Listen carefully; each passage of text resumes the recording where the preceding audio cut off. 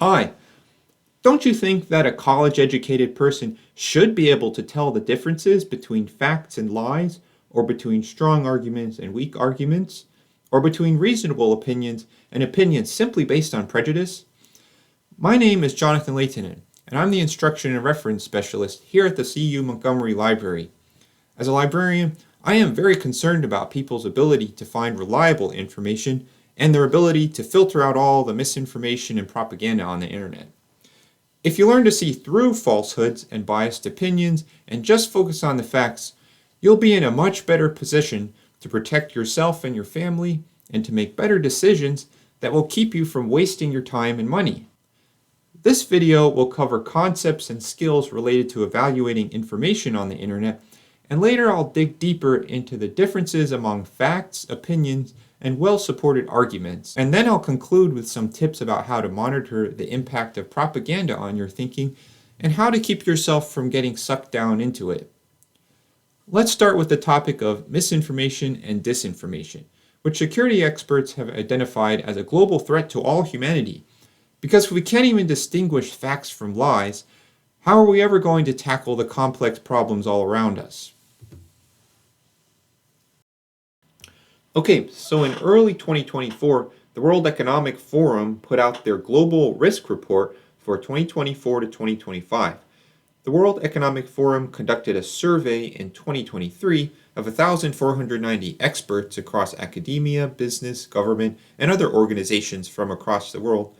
And as this Forbes article explains, the survey results show that misinformation and disinformation were ranked as the most severe threat anticipated over the next 2 years. Specifically, the report details the potential for bad actors around the world to exacerbate political and social divides.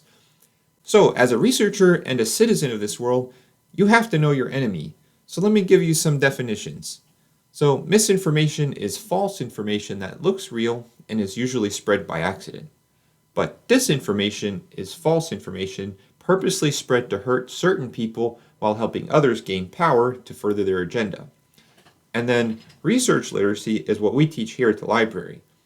That's the ability to find useful information and tell the difference between good quality and poor quality sources.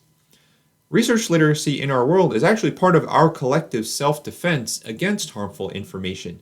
It's both good for you personally to protect yourself, but it's also good for society if we all could have a more critical approach to the information that we're getting. So here's a recent example.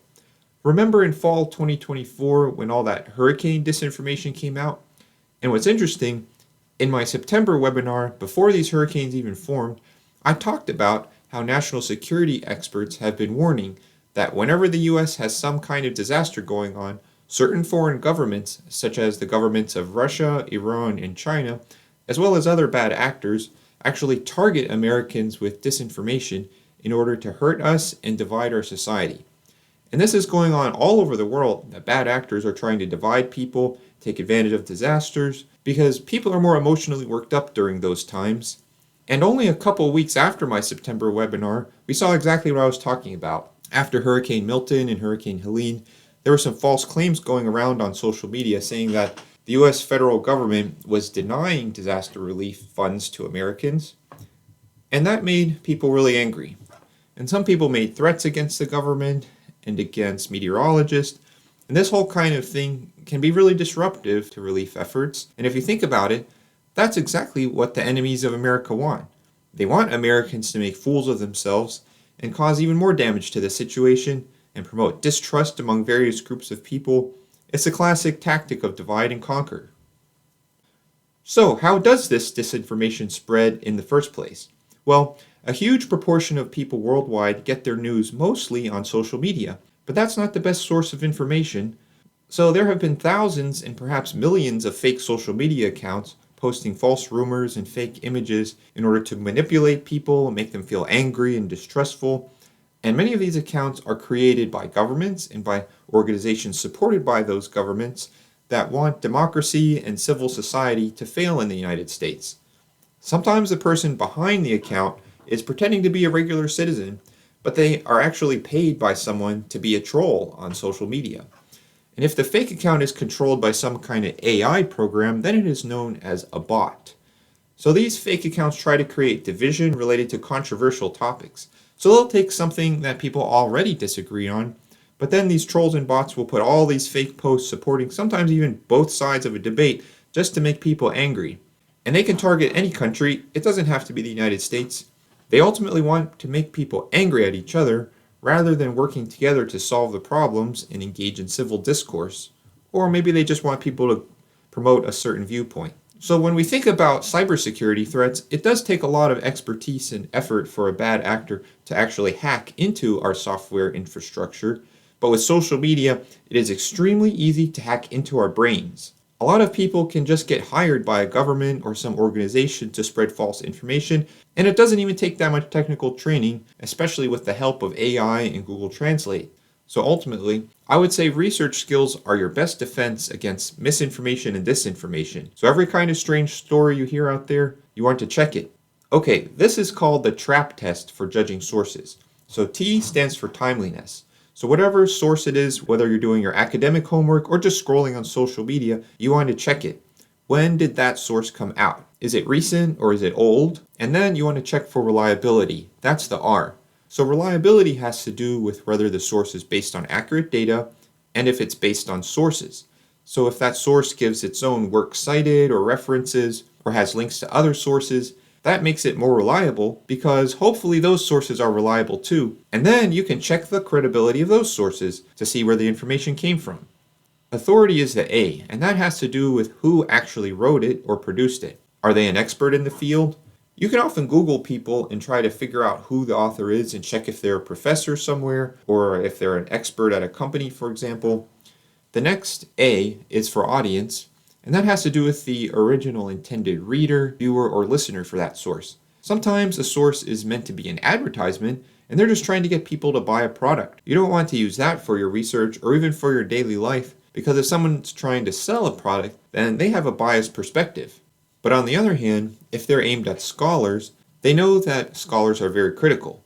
So if it's a scholar writing to inform or convince other scholars, they're going to be very careful about what they say to make sure it's accurate and factual, because otherwise, they'll know that people will disagree with them and criticize them personally. If it's intended for a scholarly audience, that's a good sign. And then P is for perspective.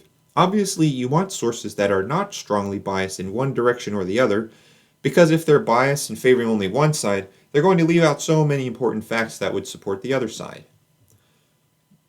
Alright, so strategy 2 is to check multiple sources.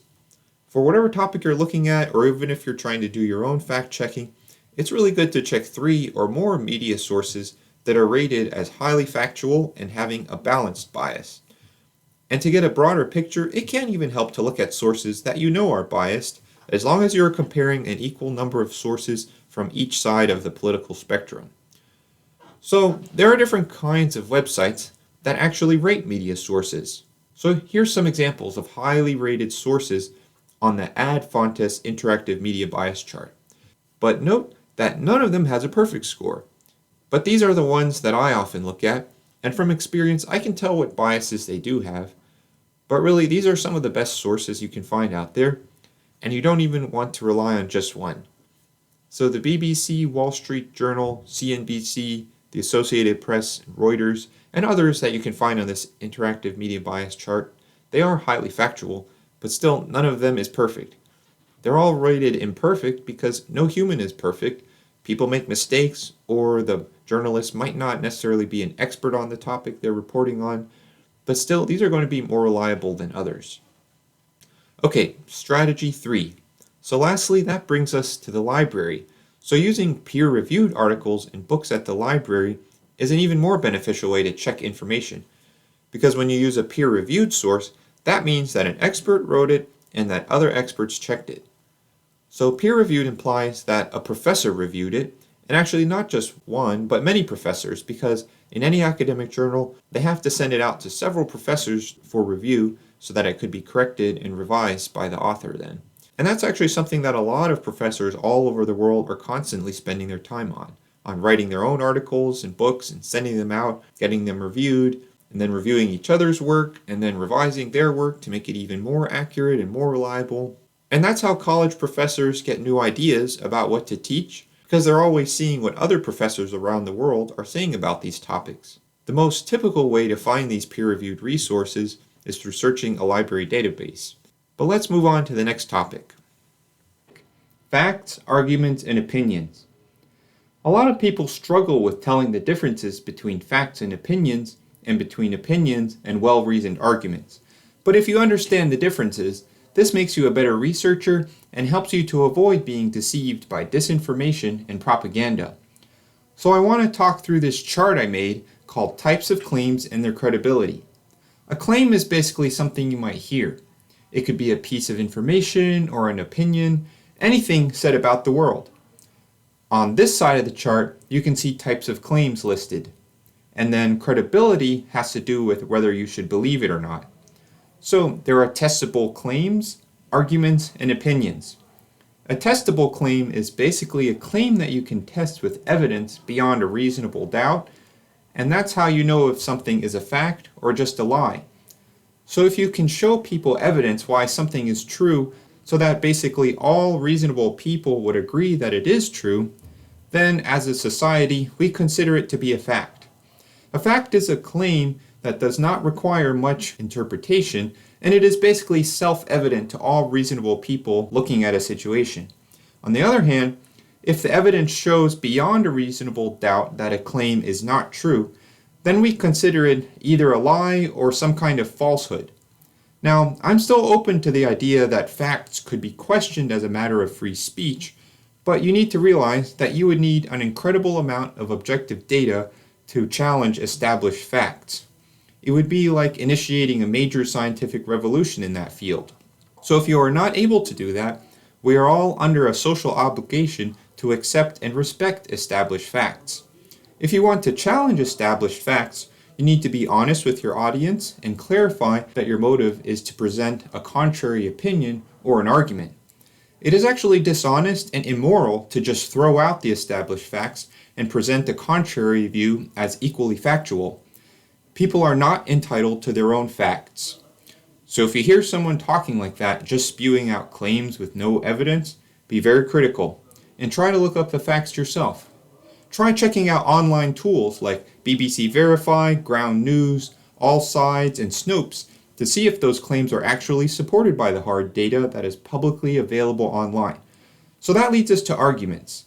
Scientists and other types of researchers are very interested in the process of argumentation because there is so much that we don't understand, but we are trying to understand.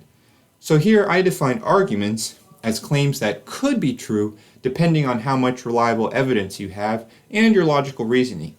So a well-reasoned, credible argument would be something that has a fairly high probability of being true, but the writer or speaker acknowledges that there is some level of interpretation that could be incorrect, or maybe the argument depends partly on opinions that can't really be proven scientifically. And for many scientific questions or topics related to public policy, this is about as good as it gets. For example, if you're making predictions about the future, nobody really knows the future, so a credible, well-reasoned argument is one that is honest about what we do know and what we don't know about a situation and what could happen.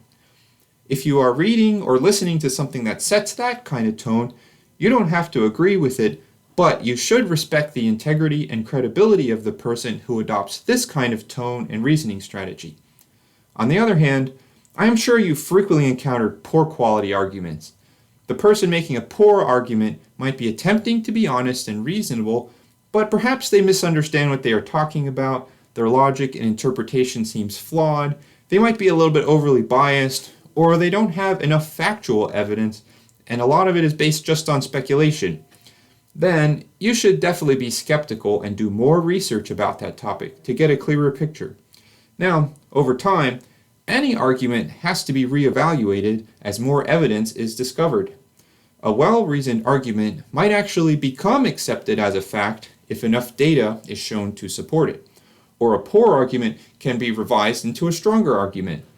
But if new evidence shows an argument to be wrong, and people still keep spreading it, then we would say it is actually a falsehood. Or if a claim is shown to be impossible to prove either way, that argument can get demoted to simply an opinion not based on evidence. So that brings us to opinions.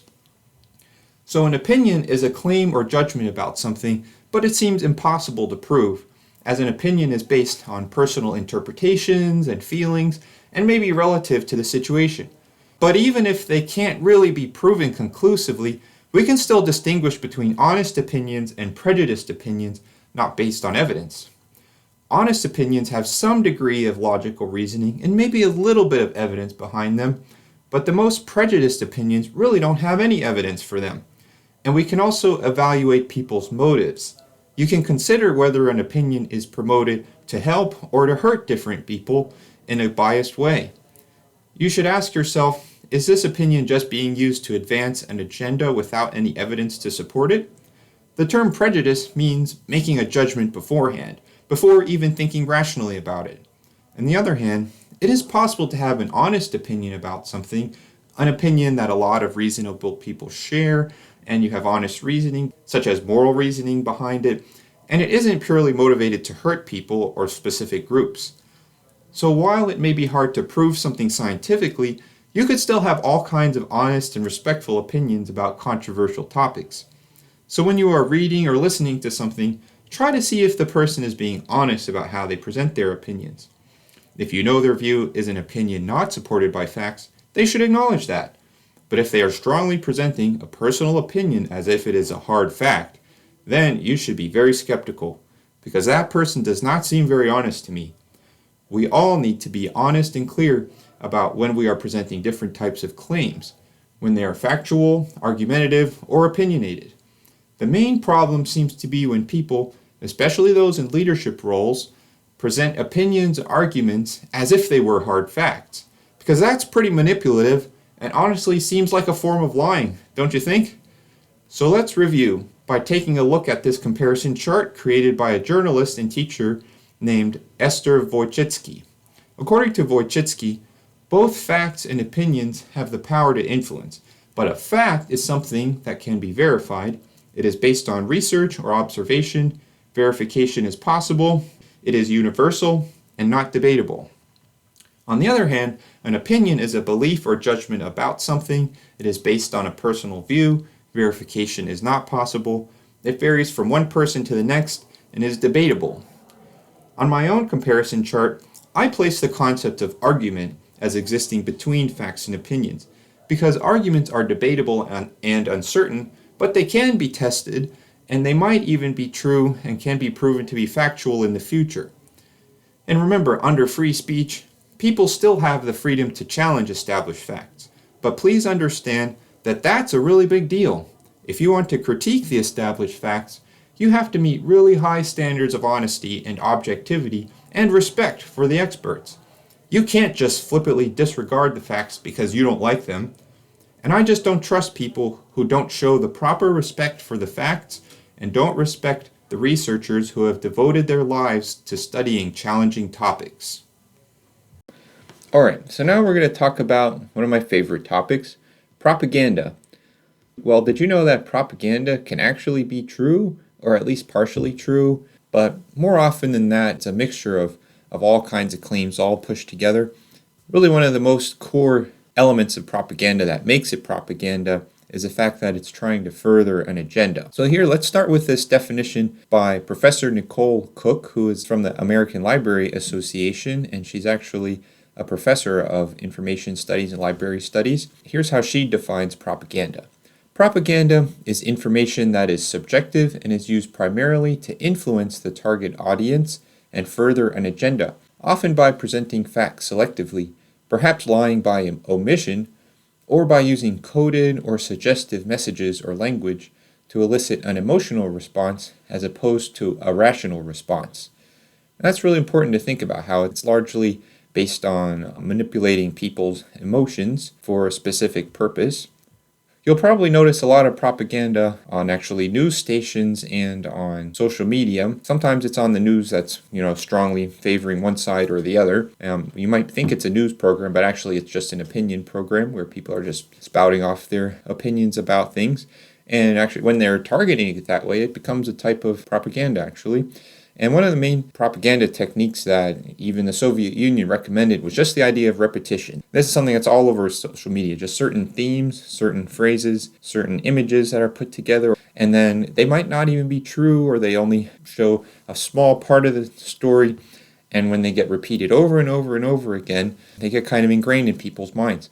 And often on social media, people even know that something is false, but because they think it's funny, they just keep looking at these kinds of things and they pass it on to friends.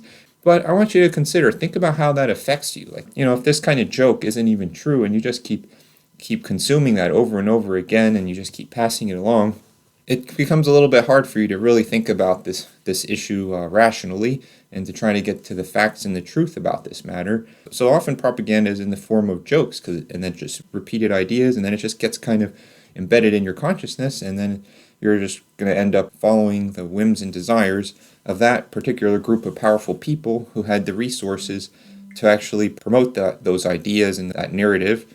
And then you might not consider the other side objectively and to think about what would be the best solution. So here are some tips for actually identifying propaganda when you're either on social media or watching an opinion show on TV or even just talking to other people. I decided to kind of pull apart and dissect Cook's definition. So her first point in her definition was that propaganda is information that is subjective. In other words, that means, does it provide only one perspective in a debate, or are the opinions on moral issues or predictions about the future presented as facts? Almost anything in the future, it's basically an argument or an opinion. And then moral issues as well, that it's different from actually like a hard fact. You just have to be aware that that's what it is. It's promoting one side or the other, and that it's likely to leave out most of the big picture. All right, so the next point is propaganda is used primarily to influence the target audience and further an agenda. So I want you to ask yourself, can you recognize the intent to help one side and hurt the other side? Even in a source that's supposed to be a news article, you could just tell by the way they're organizing it. They first give one side and then the other side, and you can see it's set up actually as a rebuttal to kind of show that they're definitely taking sides and trying to make one side look better than the other. Maybe the pictures make the other side look bad, for example. Okay, and then here's a third point here. Propaganda often presents facts selectively, perhaps lying by omission. And it's almost impossible to actually cover all the facts in one single article or one news clip. So they're inherently selective about what they choose just because of time. But then you can definitely see that even if the material might be factual, you want to ask yourself, well, what's missing? That's why you have to look at multiple sources. And then also, do some of the claims seem to be inaccurate or outright lies? So those can get through into a news article. Typically, the journalist doesn't write the lies themselves, but they may quote someone who is lying, and they might just put that in there, and if you read it quickly, and it comes from someone that you think is a trusted source, trusted politician, you might just believe it, even though it's a lie. And even if the news journalists are supposed to usually kind of give some context about where did that come from, but you might be deceived by something, then it's a quote in a news source. All right, so here's another point. Propaganda often uses coded or suggestive messages or language to elicit an emotional response as opposed to a rational response. So in this part of her definition, Nicole Cook is asking us to think about how actually our inner emotions are being affected by what we're looking at. So as I said, we talked about jokes earlier, how the jokes, they kind of just have an impact on you. You think something's funny, you get angry at the other side and think it's ridiculous what the other side's doing. You just want to think about, how do you feel about it? Is it evoking anger or deep sadness, things like this, these strong emotion or strong moral feelings in you? And you have to kind of be cautious about that, because they can manipulate those emotions, patterns and visuals, language, things you can do with tone of voice and music that can just really overwhelm your senses and push you to think a certain way.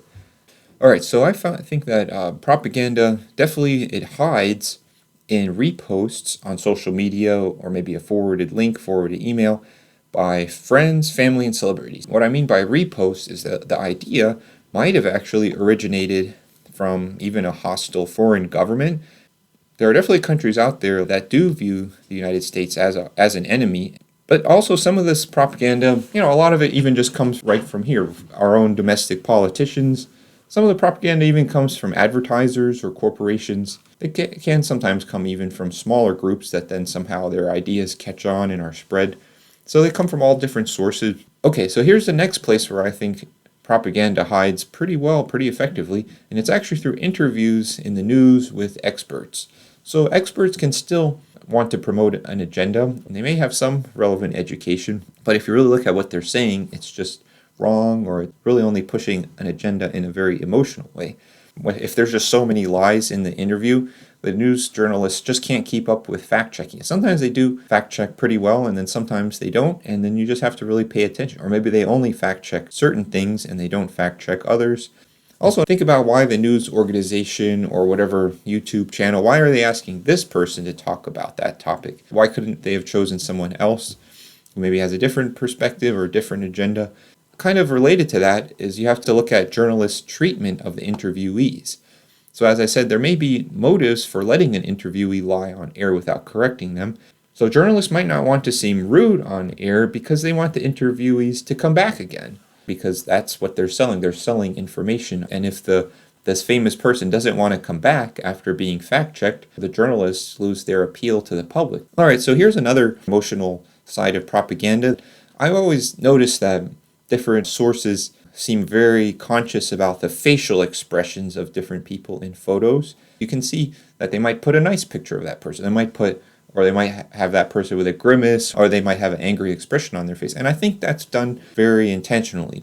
All right, next I want to talk about the headlines. So the headlines for news articles and videos are really interesting to compare. That you could take on a particular day, you could just compare the headlines on the home pages or on the news pages of different sources and just see what kind of tone they are. So one side will probably try to make it use more positive language in the headline, and another might use a little more scary language or a little negative language, and that definitely indicates a bias in how they're covering it.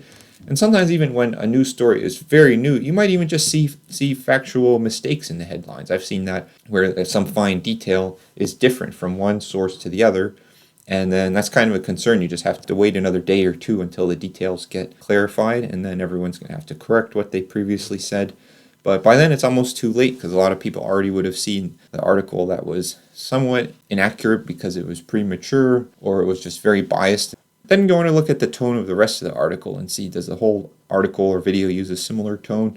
And that can confirm what you were thinking. Even fact checkers themselves can be biased, so I've provided a link here called a fact check bias chart. So even these days, you can't just look at one fact checker. You might want to look at one fact checker from one side of the aisle and then a fact checker from the other side of the aisle. But the idea of a fact checker is to criticize the propaganda and the emotional appeals that are out there, and just get to the facts and dig into the details about what actually happened. All right, so here's some final tips. If you see someone promoting something as just so good or so great and kind of leaving it at that and just having a lot of emotional appeals about how awesome something is, that might be propaganda. Or if someone is just so strongly saying that something is so awful, it's horrible, it's evil, that probably is propaganda too. So those are the kinds of things you should filter if something is portrayed as extremely positive or extremely negative. All right, so I know that fact-finding, fact-checking, evaluating information, and looking at media bias and propaganda, it's a pretty intimidating topic. And it can even be pretty discouraging to see how much disinformation and propaganda hurts people around the world. But if you care about this issue, I want you to know that you are not alone. You are part of a growing community of people across the globe who want to make the world a better place by getting to the heart of issues, by focusing on facts and logic. And even if the world is falling apart around you, there is honor and integrity in being the kind of person who actively seeks a factual, objective analysis of any issue. So just keep building up your fact-checking and analysis skills, stay well-informed, and connect with other people who do the same. We got your back.